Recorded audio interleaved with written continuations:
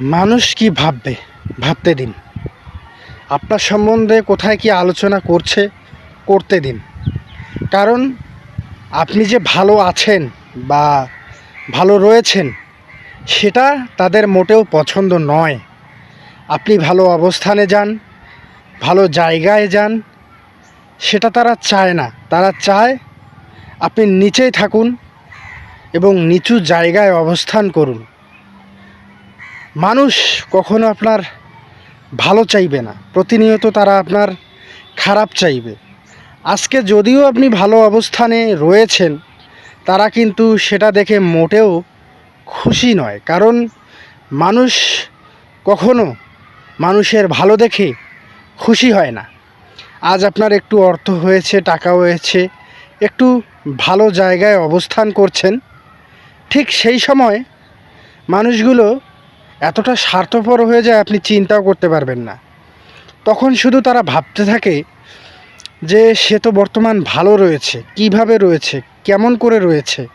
তারা সব সময় নতুন কোনো চিন্তা ভাবনা নিয়ে আলোচনা করতেই থাকে, যে আপনার খারাপ সময় সেটা প্রচার করবে বা সেটা নিয়ে আলোচনা করবে, আপনাকে তখন পচানোর চেষ্টা করবে। আসলে মানুষ কখনো কারো অবস্থান দেখে ভালো থাকতে পারে না। আজ আপনি ভালো অবস্থানে আছেন, ভালো জায়গায় আছেন, সেটা দেখে সে সুখী না বা হ্যাপি না। সে চায় আপনি খারাপ জায়গায় যান, খারাপ জায়গায় অবস্থান করুন, খারাপভাবে বেঁচে থাকার চেষ্টা করুন। কিন্তু আপনি যে পরিশ্রম করেছেন, যে পরিশ্রমের কারণে আজ আপনি এগিয়ে আছেন, সে পরিশ্রমের কোনো মূল্য নেই তাদের কাছে। তারা সব সময় ভাবে বা সব সময় একটা কথাই চিন্তা করে যে তারা কিভাবে ভালো থাকবে আপনাকে দমিয়ে রেখে। অবশ্য আপনি পরিশ্রম করেছেন বলেই এগিয়ে গিয়েছেন। দূর সময় যারা আপনার পাশে ছিল না, তাদেরকে মোটেও কাছে আসতে দিবেন না। কারণ এরা ভয়ঙ্কর রকম বিপজ্জনক। এরা যদি আপনার কাছে আসে তাহলে তো আপনার জীবনটা নষ্ট করে দিবে। সো নিজেকে বাঁচাতে হলে, নিজে বেঁচে থাকতে হলে এসব মানুষের কাছ থেকে আসলে দূরে থাকতে হবে। আমরা মানুষ মমতাময়ী।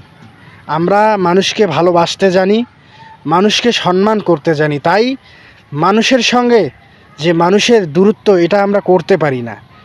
তাই এখন থেকে সেটা করার চেষ্টা করতে হবে। কারণ যে মানুষ আপনার ভালো দেখে নিজেকে ভালোভাবে রাখতে পারছে না, সে কখনোই আপনার ভালো চায় না।